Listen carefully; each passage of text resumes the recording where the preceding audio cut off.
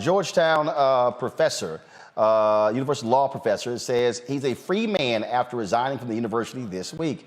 Ilya Shapiro's resignation comes months after the controversial tweets he made about President Biden choosing, quote, a lesser black woman for Supreme Court justice.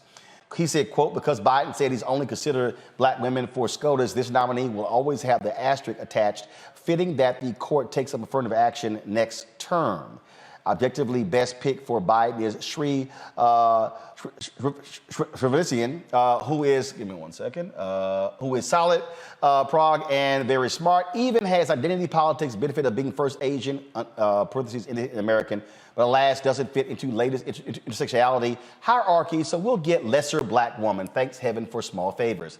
Shapiro was scheduled to start work at the university on February 1st, but was immediately placed on administrative leave while the university investigated his remarks. People were very pissed off, many students and faculty. The investigation concluded last week, and Shapiro was reappointed to his position, but he resigned, claiming the university was a place that did not value free speech.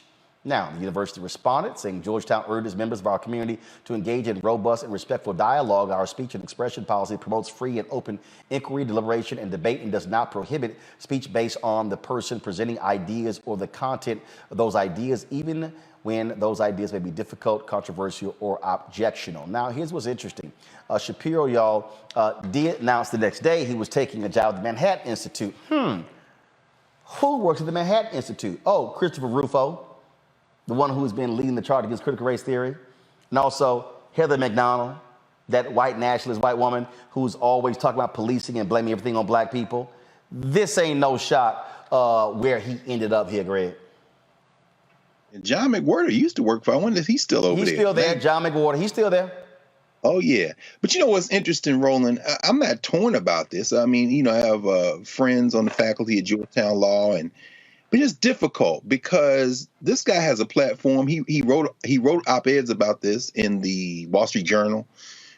He supported this guy at Princeton named Katz, who came out against critical race theory. And it becomes difficult, I think, because part of the thing that he used to defend himself at Georgetown, he said, there are professors on this faculty who came out strongly against the leaked opinion in Roe versus Wade.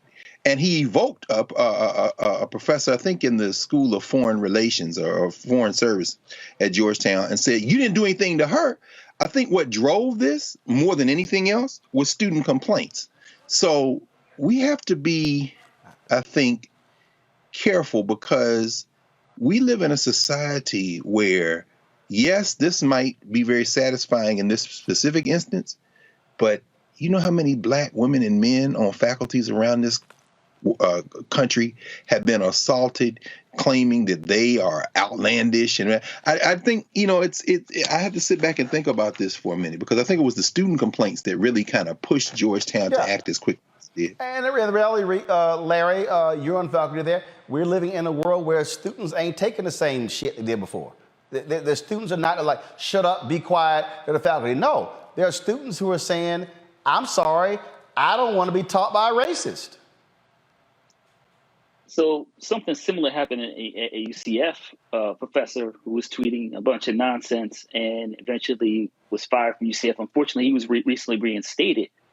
So I think I want to go back to this story. Is if you're going to tweet about black folks, make sure you capitalize the B, first of all. Second of all, Roland, you're right. I work in higher education. If students' complaints, you have a problem.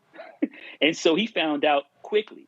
I think the interesting thing is he made sure he had somewhere soft to land before he got out of there, right? So that's the really key thing to keep in mind is he already had a job set up and he wrote all those op-eds in the Washington, Wall Street Journal, et cetera. But he knew he already had a place to go. He probably signed a contract, already had a handshake agreement. So he's not like he's out, you know, really sacrificing himself on behalf of right wingers. He's really just toting the same line we hear about CRT and also, you know, denigrating black folks, et cetera. All right, folks, back to our Roland Mark Unfiltered video in just one moment. How about sushi? I just had sushi for lunch yesterday. How about tacos? Automatic emergency braking, one of 6 advanced safety features standard on every 2022 Chevy Equinox. Find new technology, find new roads. Chevrolet. Folks, Black Star Network is here. Oh, no punches! I'm real revolutionary right now. Support this man, Black Media. He makes sure that our stories are told. Thank you for being the voice of Black America, Roland. Stay black. momentum we have now. We have to keep this going. The video looks phenomenal. See, there's a difference between Black Star Network and Black-owned media and something like CNN. You can't be Black-owned media and be scared. It's time to be smart. Bring your eyeballs home. You dig?